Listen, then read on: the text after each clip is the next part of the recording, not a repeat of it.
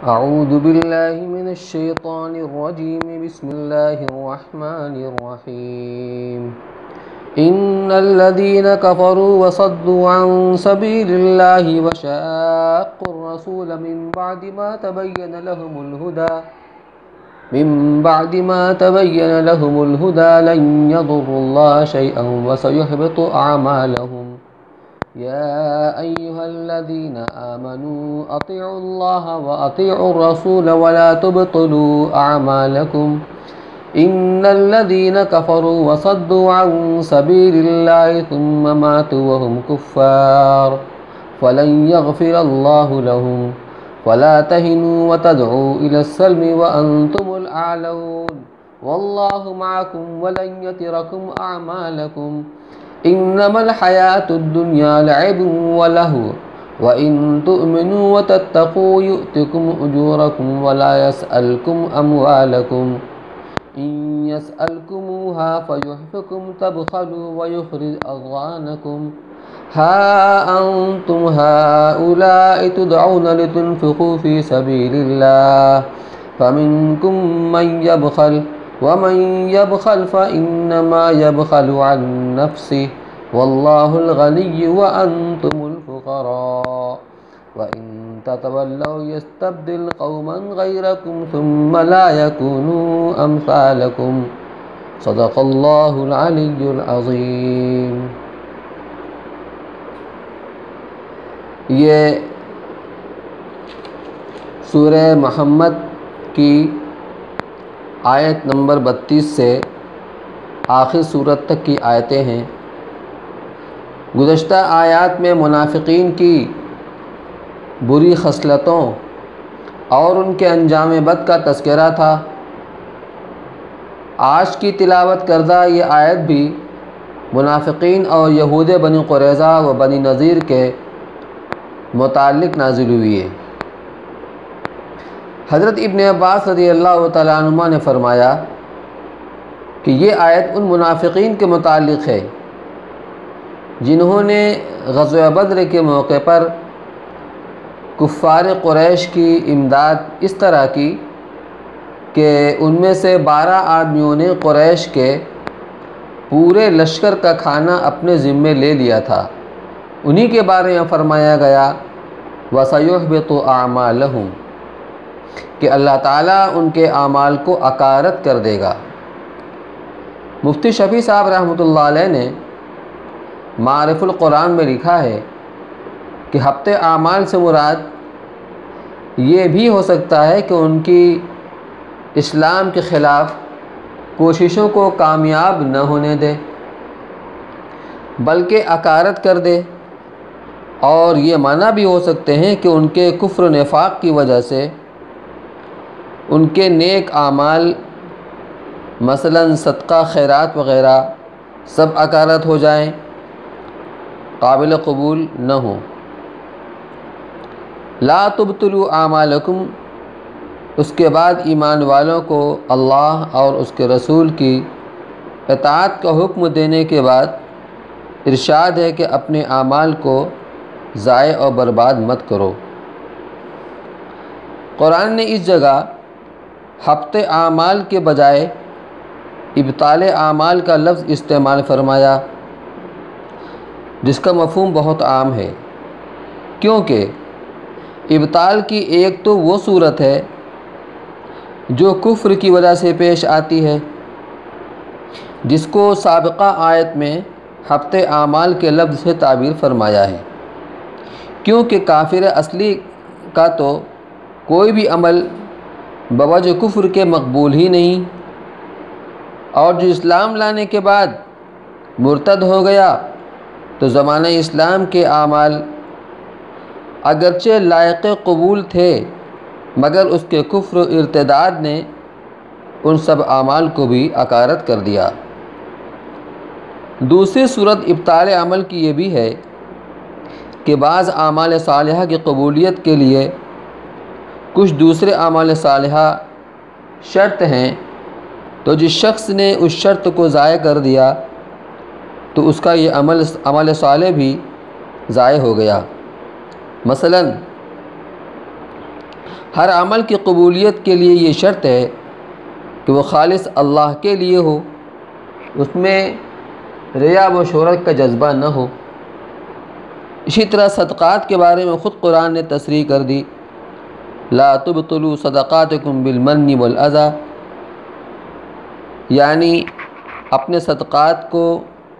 احسان جتلا کر یا غریب کو ایذا دے کر باطل نہ کرو۔ معلوم ہوا جس نے صدقہ دے کر غریب پر احسان جتلایا یا کوئی ایذا پہنچائی، اس کا صدقہ باطل ہے۔ یہی مفہوم حضرت حسن بصری رحمۃ اللہ علیہ کے اس قول کا بھی ہو سکتا ہے جو انہوں نے مذکورہ آیت کی تفسیر میں فرمایا کہ اپنی نیکیوں کو گناہ کے ذریعے باطل نہ کرو، کیونکہ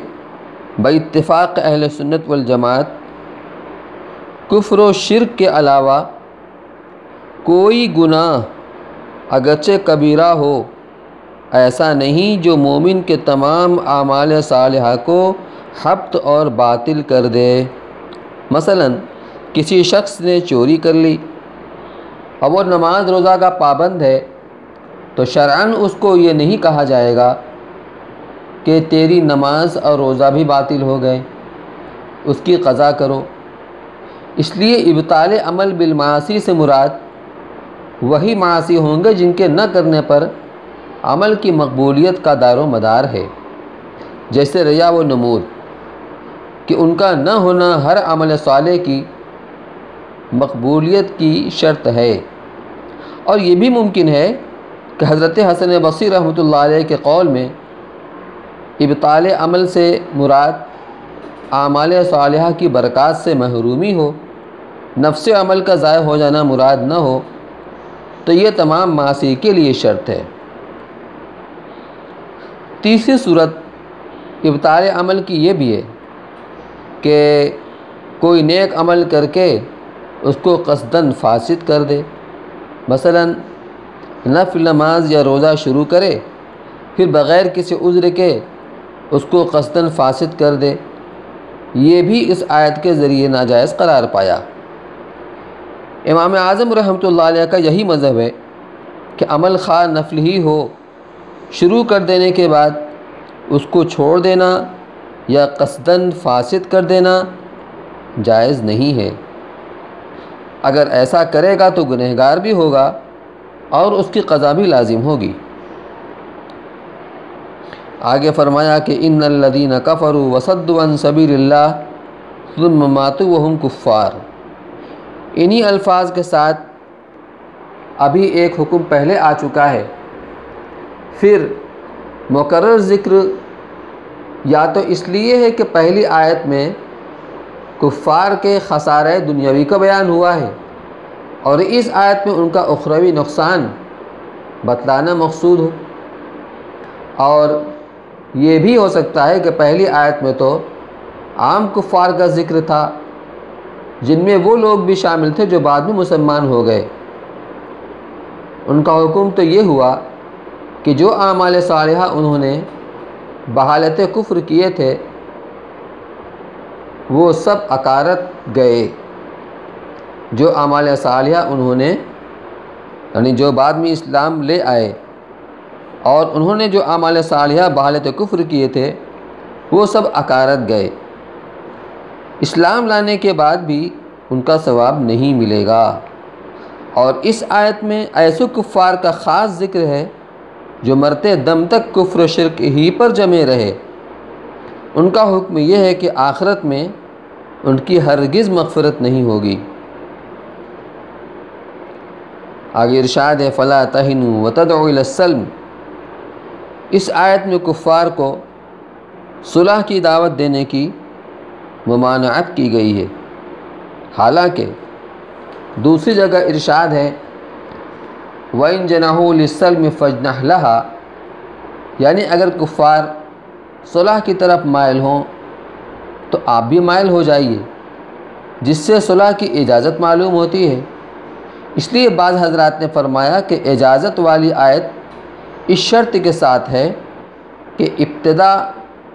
صلح جوئی کی کفار کی طرف سے ہو۔ اور مذکورہ آیت میں جس کو منع کیا گیا ہے وہ یہ ہے کہ مسلمانوں کی طرف سے ابتداءً صلح کی درخواست کی جائے، اس لیے دونوں آیتوں میں کوئی تعارض نہیں ہے۔ حضرت مفتی شفیع صاحب رحمۃ اللہ علیہ معارف القرآن میں لکھتے ہیں کہ صحیح یہ ہے کہ مسلمانوں کے لیے ابتداءً صلح کر لینا بھی جائز ہے، جبکہ اس میں مسلمانوں کی مصلحت دیکھی جائے، محض بزدلی اور عیش کوشی اس کا سبب نہ ہو۔ اور مذکورہ آیت میں شروع میں ہی فلا تہینوا کہہ کر اس طرف اشارہ کر دیا کہ ممنوع وہ صلح ہے جس کا منشا بزدلی اور اللہ کی راہ میں جہاد کرنے سے فرار ہو، اس لیے اس میں بھی کوئی تعارض نہیں باقی رہا۔ وَلَن يَتِرَكُمْ أَعْمَالَكُمْ، اس آیت میں یہ بتلایا گیا ہے کہ اللہ تعالیٰ تمہارے اعمال کی جزا میں کوئی کمی نہیں کریں گے، جس میں اس طرف اشارہ ہے کہ دنیا میں کوئی تکلیف پہنچ بھی گئی تو اس کا اجر عظیم آخرت میں ملنے والا ہے، اس لیے مومن تکلیف کی صورت میں بھی ناکام نہیں۔ آگے فرمایا انما الحیات الدنیا، یہاں سے اس بات کو سمجھانا ہے کہ چونکہ جہاد سے روکنے والی چیز انسان کے لیے دنیا کی محبت ہی ہو سکتی ہے، جس میں اپنی جان، مال، اہل و عیال سب ہی داخل ہیں،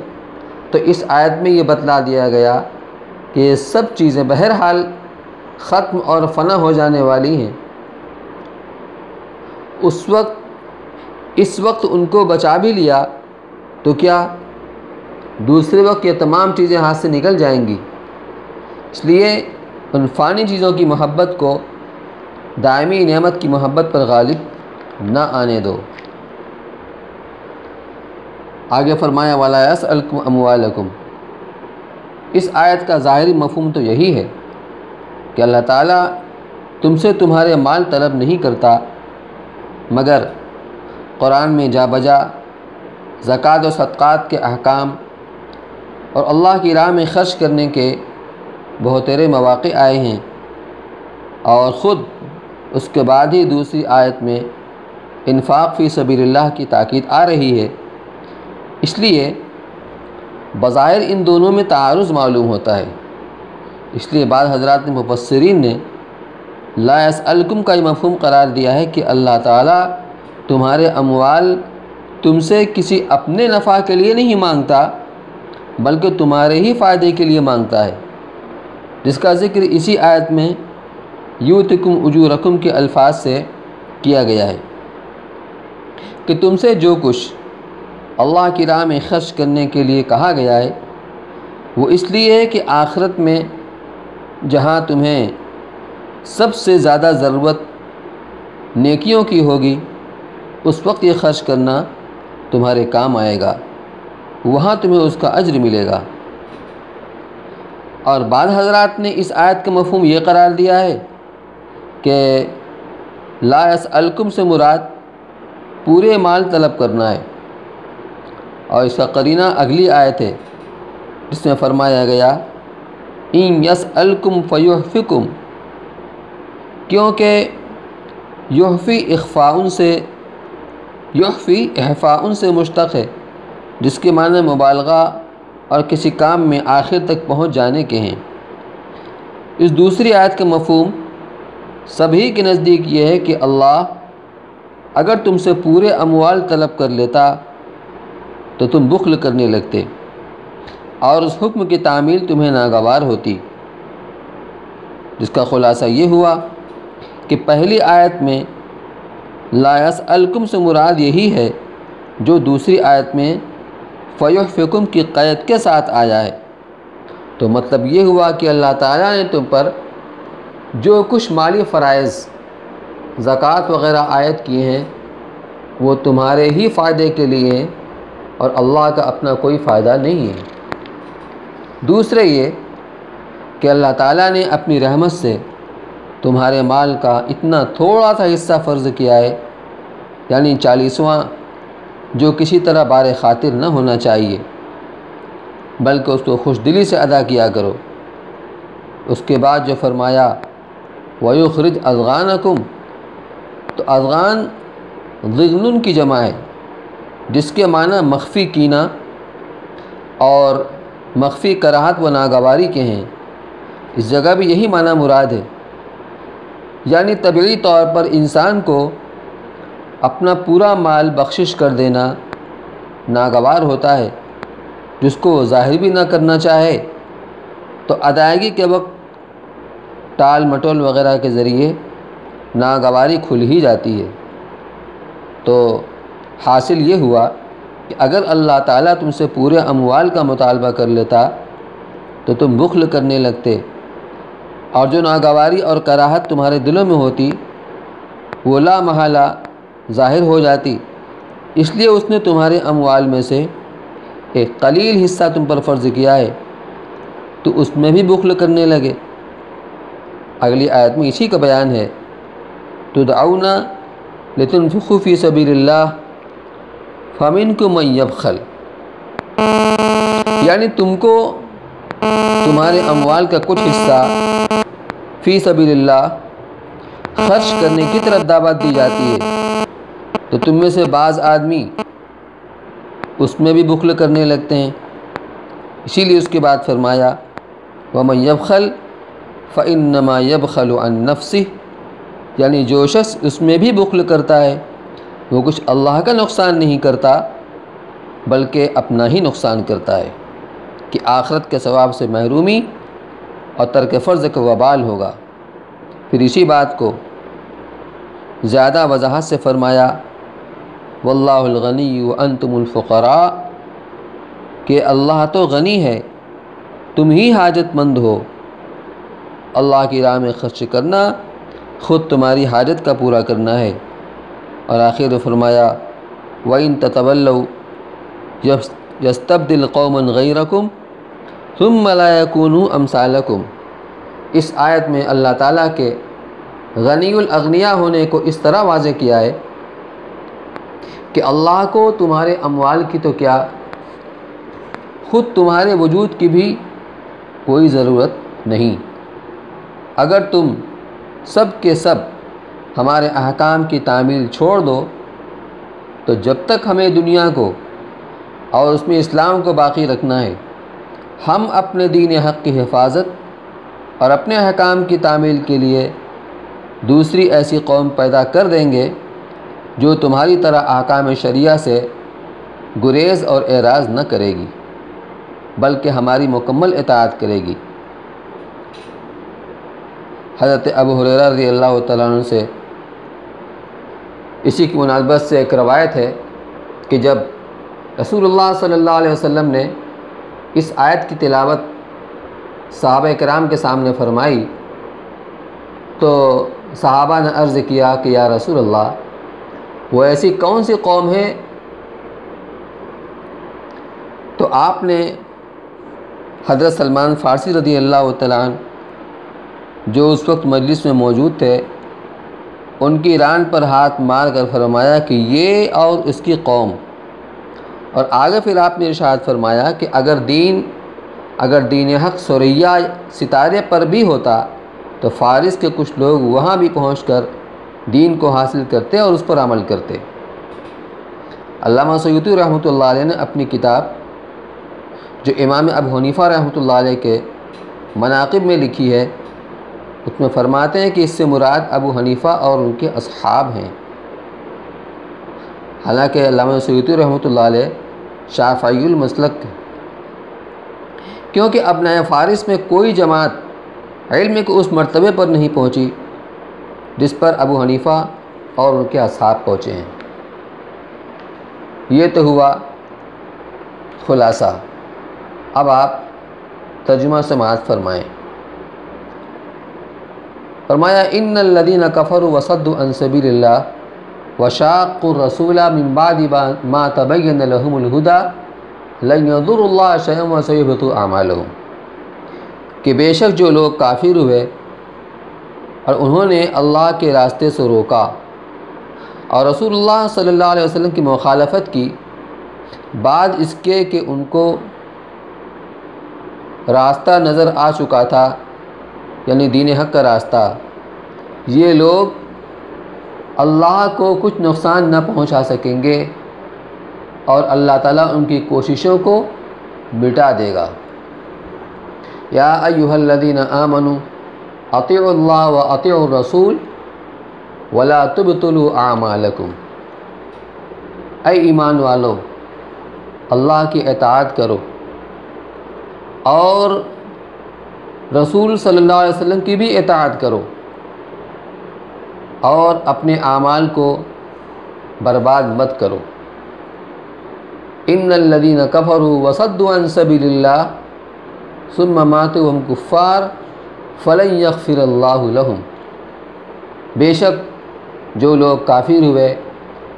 اور انہوں نے اللہ کے راستے سے روکا پھر وہ کافر ہی رہ کر مر گئے تو اللہ تعالیٰ ان کو کبھی نہ بخشے گا۔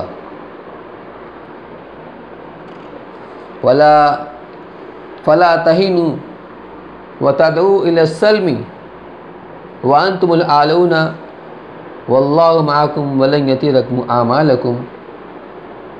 کہ تم اے مسلمانوں ہمت مت ہارو اور صلح کی طرف مت بلاؤ اور تم ہی غالب رہو گے اور اللہ تعالیٰ تمہارے ساتھ ہے اور تمہارے اعمال میں ہرگز کبھی نہ کرے گا۔ انما الحیات الدنیا لعب ولہو،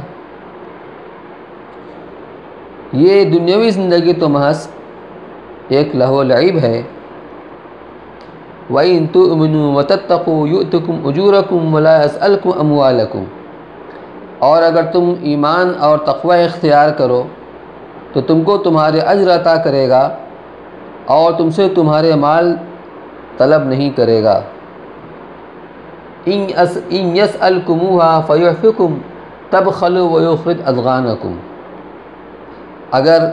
تم سے تمہارے مال طلب کرے پھر انتہا درجہ تک تم سے طلب کرتا رہے،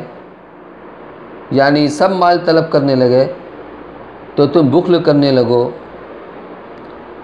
اور اللہ تعالیٰ تمہاری ناگواری ظاہر کر دے۔ ہا انتم ہؤلاء تدعون لتنفقوا فی سبیل اللہ فمنکم من یبخل فإنما یبخل عن نفسہ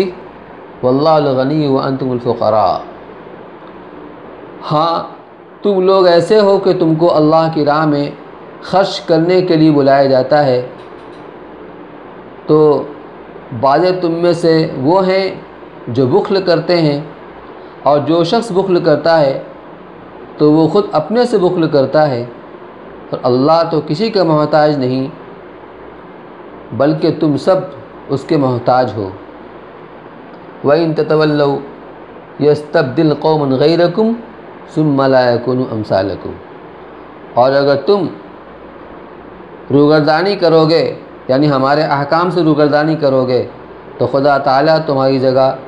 دوسری قوم پیدا کر دے گا اور پھر وہ تم جیسے نہیں ہوں گے۔ سبحان اللہ و بحمدہ، سبحانک اللہم و بحمدک، نشہد ان لا الہ الا انت، نستغفرک و نتوب الیک۔ یہاں پر سورہ محمد مکمل ہو گئی، اب آگے انشاءاللہ سورہ فتح شروع ہوگی۔